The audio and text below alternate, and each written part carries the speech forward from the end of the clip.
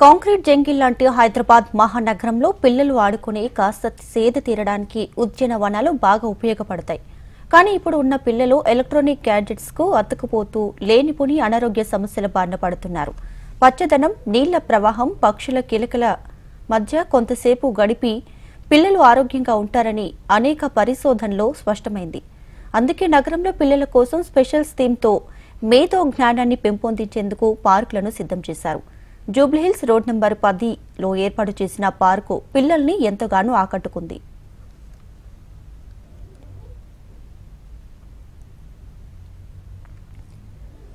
ప్రజల ఆరోగ్యంతో పాటు పిల్లలను ఆకట్టుకునేందుకు వారిలో మేధో జ్ఞానాన్ని పెంపొందించేందుకు ఉద్యానవనాలు ఉపయోగపడుతున్నాయి. జూబ్లీహిల్స్ రోడ్ నంబర్ 10లో ఉన్న ఔషధ సుగంధ వనాన్ని నగరంలోని ప్రత్యేకమైన ఉద్యానవనంగా తీర్చిదిద్దారు. జూబ్లీహిల్స్ రోడ్ నంబర్ 10లో దాదాపు 11 ఎకరాల్లో ఔషధ సుగంధ వనం ఉంది. ఇందులో దాదాపు 836 రకాల ఔషధ మొక్కలు ఉన్నాయి.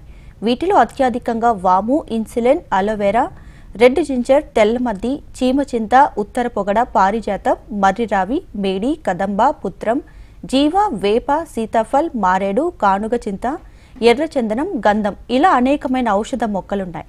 వీటితో పాటుగా దాదాపు 1000 రకాలకు పైగా అల్ల నేరేడు, జామ, మందారం మొక్కలు కూడా ఉన్నాయి.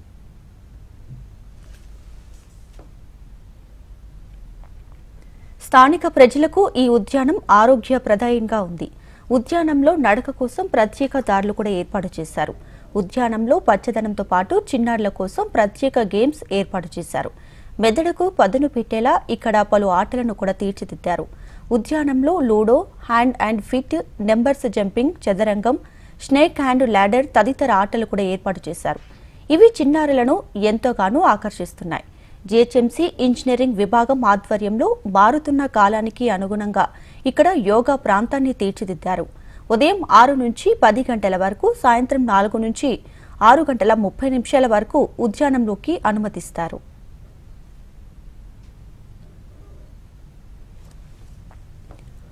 ఇలాంటి ఉద్యానవనంలో పిల్లలు ఆడుకోవడం వల్ల పిల్లలకు ఎలాంటి అనారోగ్య సమస్యలు తలెత్తవు.